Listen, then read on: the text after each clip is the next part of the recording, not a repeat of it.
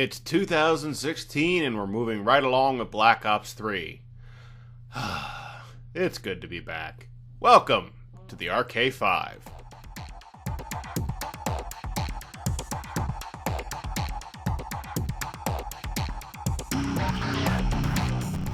Hello, I'm Raging Amish, and welcome to the RK5 and Black Ops 3 Zombies. Hey, would you look at that? We're covering something that isn't a pea shooter. The RK5 is a pistol and zombies mode, and I guess you could say this is one of the more powerful pistols out there, but frankly, that's like saying the Redskins are still one of the more powerful teams in the NFL.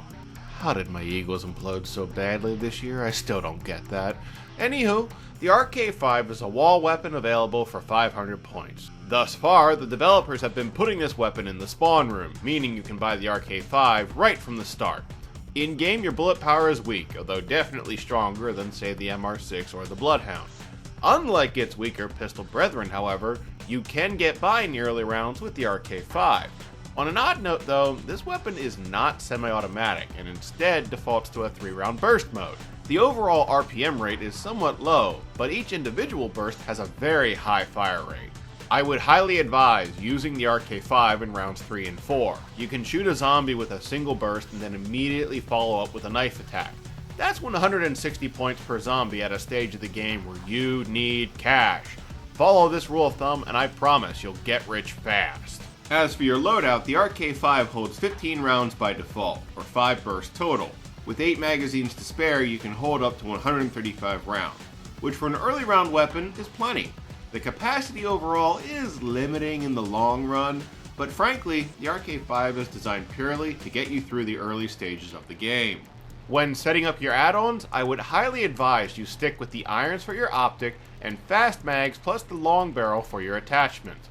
The latter two are mainly by process of elimination.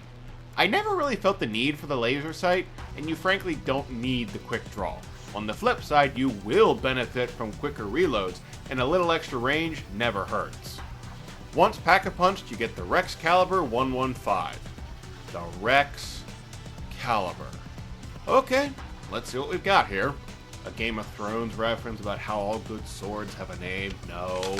A generic reference to Sword in the Stone by Disney where the sword gets pulled from the water by King Arthur? Nah, not funny enough. Here we go.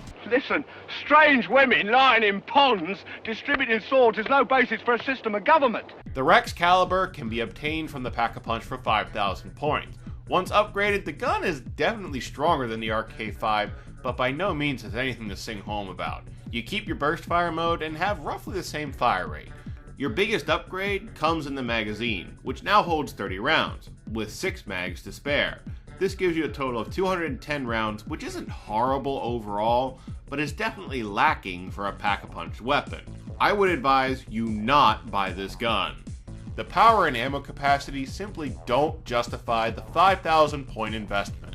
Still, if you ever have the money to spare and are curious to see how the RK5 performs, then I'd say have at it.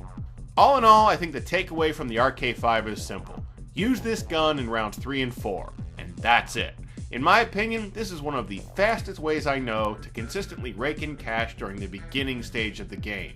Using the RK5 for any other purpose largely doesn't make any sense. Once you hit round 6 at the latest, I highly advise you ditch the RK5, just like the Eagles ditched Chip Kelly. Thank God. That concludes this review of the RK5. Join me next time when we'll be taking a look at the Shiva. Until then, this is Raging Amish, checking out.